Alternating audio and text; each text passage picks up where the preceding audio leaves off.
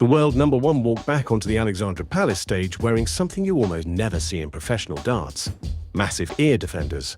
The crowd detonated.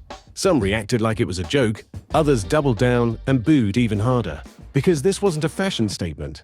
This was a shield. Gerwyn Price was down 3-1 to Gabriel Clemens in the 2023 World Championship quarterfinals, and the arena had turned into a wall of noise aimed straight at him. So he did the unthinkable. He tried to turn the crowd off. And here's the part nobody understood in real time. This wasn't just a moment. It was a line crossing, the kind that forces a sport to pull out the rulebook and start writing in ink. January 1st, 2023. World Championship quarterfinal. Alexandra Palace. Price versus Clemens. The German chasing history, trying to become the first from his country to reach a World Championship semi-final. And early on, Price looked unstoppable. A 107.36 average. A run of brutal checkouts. 140, 110, 74. Like he was trying to end the match before it even had a plot. Then it turned. Clemens took the second set. Then the third. Then the fourth. And to go 3-1 up, he slammed in a 136 finish, sealing it on double 10. That's when the crowd got ugly. Every Price throw got hit with boos. Not a few people, not some noise. A full-on soundtrack of hostility. Then came the break. And when play resumed, Price walked back out wearing the ear defenders. Instant chaos. The place erupted again. Louder, sharper, nastier. Price took the first leg in 12 darts and then did the gesture that turned the moment from controversial into infamous. He cupped his hands to his ears, like, "I can't hear you, and I don't care." But then it all fell apart. Clemens won the next 3 legs to take the set. The ear defenders weren't helping. Price looked isolated, cut off from the atmosphere he usually feeds off. He'd blocked out the crowd, but he'd also blocked out everything else. For the 6th set, Price switched to smaller earplugs. Too little, too late. Clemens was in complete control. The German was playing the darts of his life while Price looked beaten. Final score, 5-1. Clemens became the first German player ever to reach a World Championship semi-final. Price posted on Instagram, "So frustrating you play all year round preparing for this one tournament. So gutted I wasn't let play, but good luck everyone left in.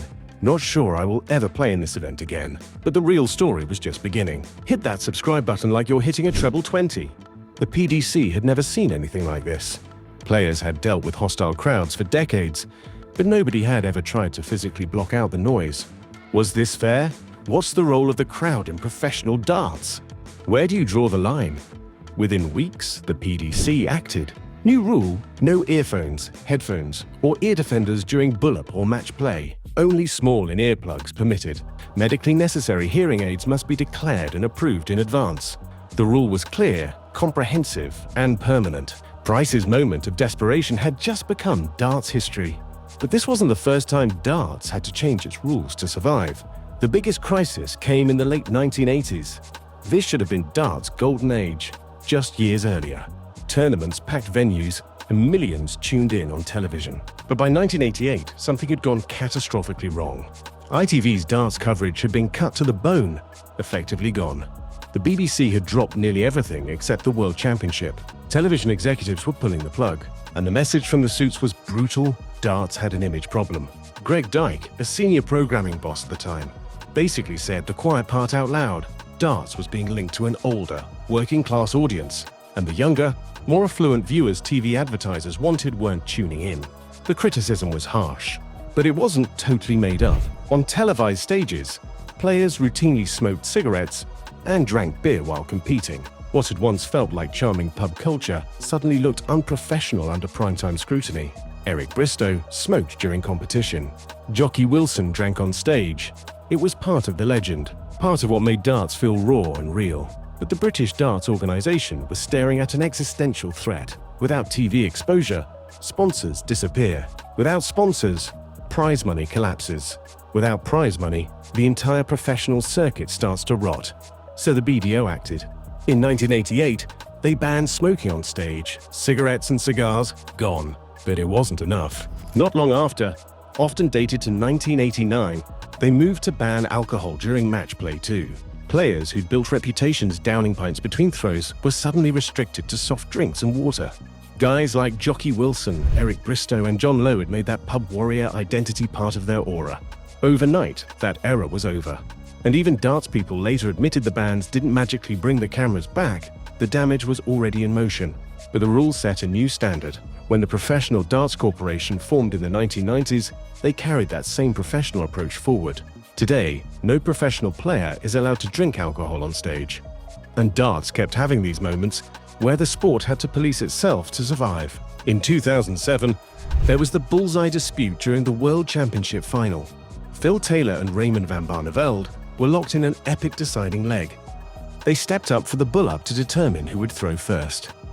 Taylor threw first and landed in the 25. And here's the twist. Back then, the second player could choose to have that dart left in as a marker. Barney told Taylor to leave it. Van Barneveld stepped up and did something that felt like cheating even though it wasn't.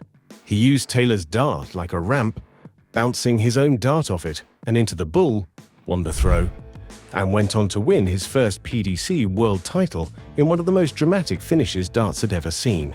The questions erupted instantly. Had Van Barneveld gained an unfair advantage by using Taylor's dart as a guide? Darts didn't wait long to protect itself. Now, the rule is clear. If a dart hits and stays in the bull or 25, it must be retrieved before the opponent throws. Small change, huge impact, no marker, no ramp, no controversy. Then came the Gerwyn Price gamesmanship era. In 2018, at the Grand Slam of darts, Price was tearing through the field with wild celebrations and confrontational energy. In the quarterfinal against Simon Whitlock, the theatrics got so heated the referee had to step in and warn Price to calm down. Price won the match, but the backlash followed him into the final against Gary Anderson. Price came out firing and celebrating louder than ever. The tension boiled over, and at one point, Anderson pushed Price on stage. Price won his first major title, but the Darts Regulation Authority wasn't finished. They investigated, the complaints poured in, and in early 2019, the verdict landed. Price was fined £21,500. At the time, the biggest fine in darts history, £8,000 for the Whitlock match, £12,000 for the Anderson final, and £1,500 for inappropriate social media posts. He was also handed a 3-month ban, suspended. The message was clear. You can celebrate, but you can't weaponize the stage. Darts has an on-the-spot line in the SANS system, official warnings, leg penalties, even disqualification, specifically for things like persistent gamesmanship, aggressive/disruptive behavior, physical contact, and anything likely to bring the sport into disrepute. When players cross it, darts doesn't have a conversation. It drops the hammer. And it wasn't just that one incident. These moments expose what darts really is now. A professional sport pretending it's still a pub game until someone forces it to choose. Take the dart equipment wars. Modern points got nastier, sharper, more aggressive, great for grip, terrible for boards. So the DRA baked in a blunt power. If the tournament director believes a player's darts are causing undue damage to the board, they can ban those darts from the event. No names, no drama. Just change your points or pack your bag. Then there's the stuff that actually scares a sport, integrity. In 2020, Wessel Nijman admitted fixing a match against David Evans. The DRA handed him a 5-year suspension with part conditionally suspended and required anti-corruption education measures as part of the outcome. That's not bad behavior. That's existential threat territory. And the cases didn't stop. Andy Jenkins was hit with an 11-year suspension for charges connected to 12 fixed matches, plus a separate sanction tied to betting on darts, running concurrently. Jack Main was found to have fixed a match against Lisa Ashton Motor's Super Series, June 9th, 2023, and ended up suspended from DRA-governed events until December 31st, 2025, with the appeal ultimately dismissed. And darts doesn't just punish after the fact. It builds tripwires. The rules require people in the sport to report corrupt approaches quickly and cooperate with investigations.